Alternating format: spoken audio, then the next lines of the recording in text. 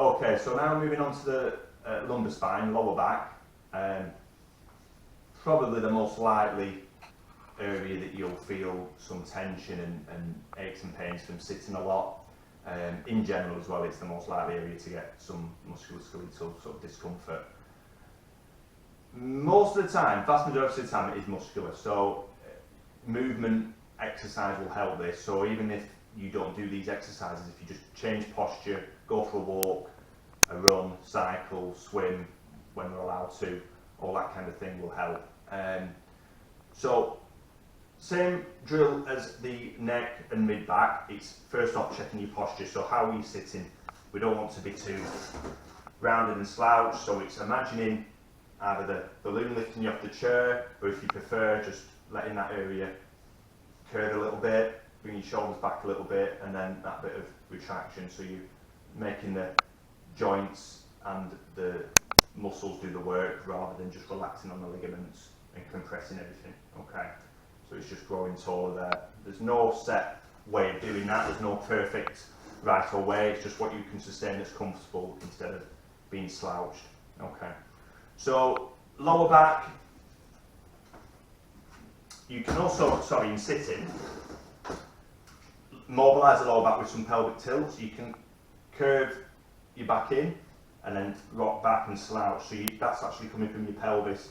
It's a little bit difficult to sometimes do that one because you have to be quite aware of how to move the pelvis backwards and forwards, but with a bit of practice you can get that rocking movement which can help to mobilise your lower back. So the other ones that you can do are sort of standard knee rolling and just relaxing when you do that. You might get a few clicks and cracks if the back's quite stiff.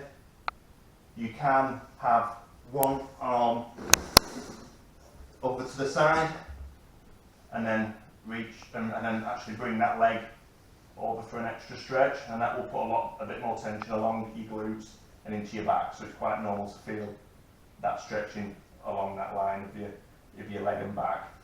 And then vice versa, you can just bring the other arm out and then bring that across and just go as far as what's comfortable. Try and hold that for about 30 seconds.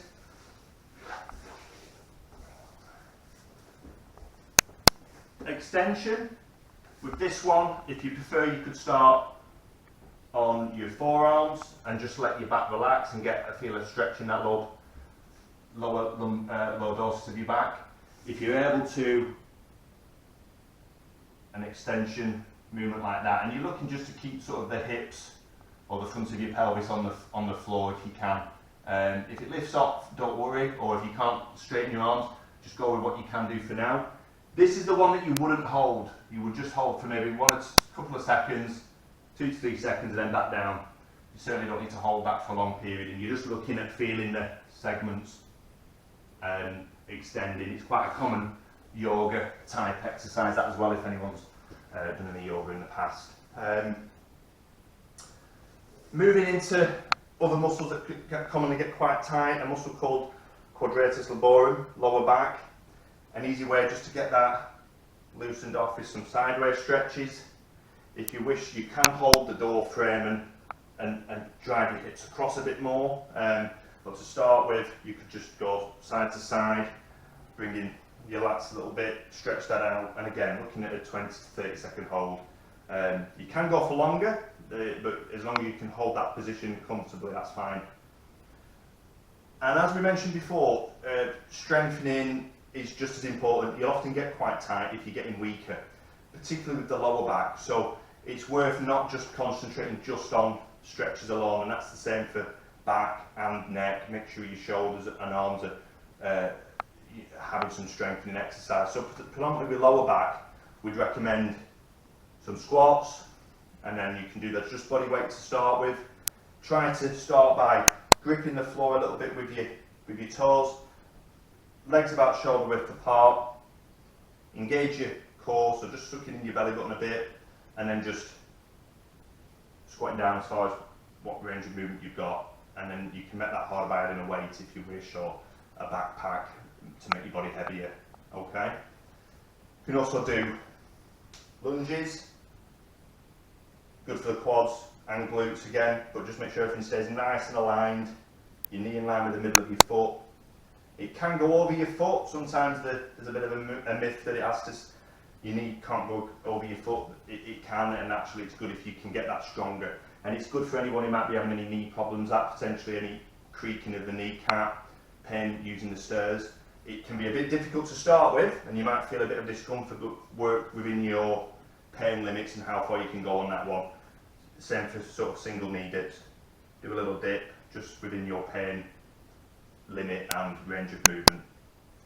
And one more stretch, if anyone's getting any sciatica or tightness after doing the squats, you can do an exercise for piriformis to stretch that muscle. You just basically cross one leg over the other and then grab that leg and pull that in, hold it for about 30 seconds and vice versa, and just hold that one in. And another good one for lower back, for stability and for back, any back pain, disc problem, again sciatica if it's not too intense, some bridging.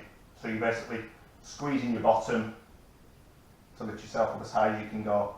Good at just engaging all the lower back and the glutes. And again, just a little point on that, if you get a hamstring, if your hamstrings are cramp up doing that, it just shows that you're not using the muscles that you should be doing. So you may need to go back to seeking a bit more advice from a physio or someone else on getting the muscles activated in the correct way.